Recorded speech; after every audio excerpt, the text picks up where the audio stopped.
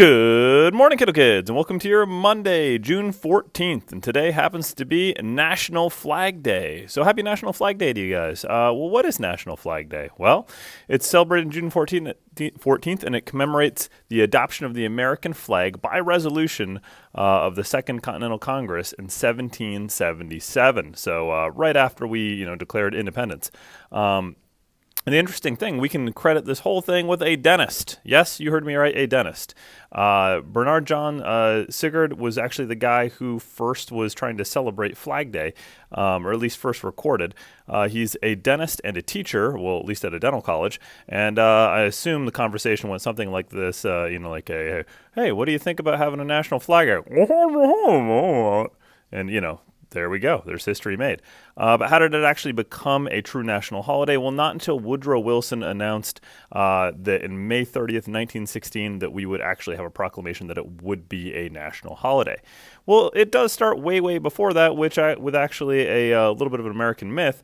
Betsy Ross was a really fantastic designer back in the early days of the Revolution, and she's credited with coming up with one of the first, most widely used designs for the initial United States flag. She wasn't, though, the first to make an American flag. We know hers as what we refer to as the wagon wheel flag with the 13 stars and a wheel pattern going around. But the original flags, there were a lot of them, actually. There were many, many different designs that came up all the way back in the 1760s and stretched out, beyond Betsy Ross's design as well. And the funny thing to realize is that although the wagon wheel design was by far the most popular in the very beginning, there was quite an evolution of flags and different designs that were out there.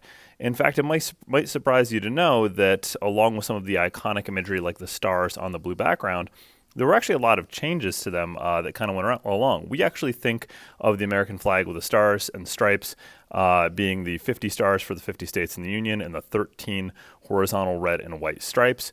But in the very beginning, there really wasn't a mandate about exactly how it should look. Many designs were fairly different because really all it needed was the stars on the blue background representing the states and then the red and white stripes, but not really dictating exactly how many there were of, in what order and what design they would be. So a new star is added every single time a state entered the Union, so the flags changed a lot. They kind of evolved over time. And in fact, those rules really haven't changed. So the flag is truly a living thing. Those stars represent actually the idea of a constellation, being that we are a constellation of states, a union. So the stars represent literally the stars on the night sky, which is really a beautiful thing when you think about it. And so as more states enter the Union, the patterns have changed. In fact, in my cabin where my family goes in the summer often, we actually have a 49-star flag hanging in our garage.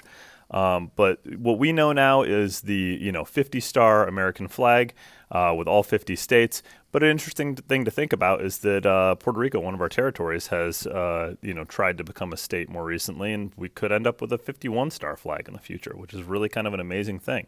So the American flag is really a truly fantastic symbol of our union and something we should really pay homage to. And it's still a living thing, something that can change as time goes on, but for the better. So knowing that and realizing how kind of a rich history we have behind that flag and what it represents for us, can you guys put your hands on your heart, find the flag in the room, and please rise for the flag salute. I pledge allegiance to the flag of the United States of America and to the republic for which it stands, one nation, under God, indivisible, with liberty and justice for all. Please be seated.